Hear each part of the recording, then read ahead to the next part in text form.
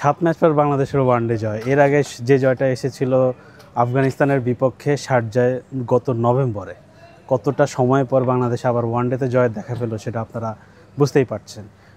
Ironic ব্যাপার হচ্ছে সর্বশেষ জয় যেটা কথা বলছি সেটা এসেছিল একজন লেফট আর্ম স্পিনারের হাত ধরে। নাসুম আহমেদ ছিলেন সেদিন নায়ক, ব্যাট হাতে উনি 25 রানে একটা ইনিংস খেলেছেন, 3 উইকেট নিয়েছেন ক্রুশাল মুমেন্টে।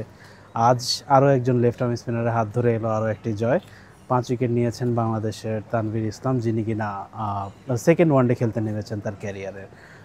বলতে গেলে প্রথম ম্যাচেই তিনি দেখিয়েছেন উনি কতটা এফেক্টিভ হতে পারেন এই আর প্রেমাদাসের স্টেডিয়ামে শ্রীলঙ্কার বিপক্ষে, স্পেশালি শ্রীলঙ্কার মিডল অর্ডার ব্যাটসম্যানদের বিপক্ষে। আজ আমরা দেখলাম তার পুরো প্রতিচ্ছবি আর কি। তিনি অ্যাটাকিং বোলিং করেছেন, উইকেটের জন্য বোলিং করেছেন, 5 উইকেট নিয়েছেন 39 রান দিয়ে। কিন্তু মজার ব্যাপার হচ্ছে যে উনি প্রথম 2 ওভারেই 22 রান দিয়েছেন। তারপরে যে কামব্যাকটা করেছেন, তিনি 8 ওভার বল করেছেন, মাত্র 17 রান দিয়েছেন, 2 উইকেট 5টা উইকেট নিয়েছেন ওই 8 ওভারেই।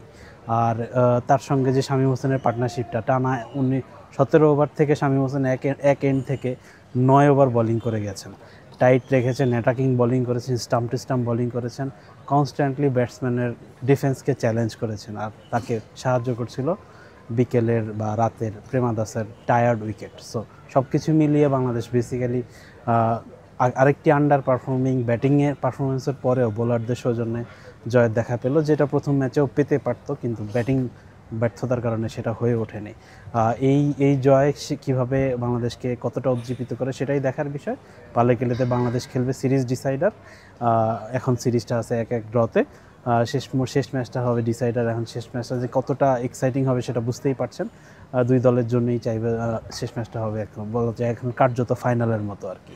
সবাই নিশ্চয়ই ওই ম্যাচের অপেক্ষায় থাকবেন। For more updates, follow us on Facebook, subscribe our YouTube channel, get the latest update on www.daily-sun.com.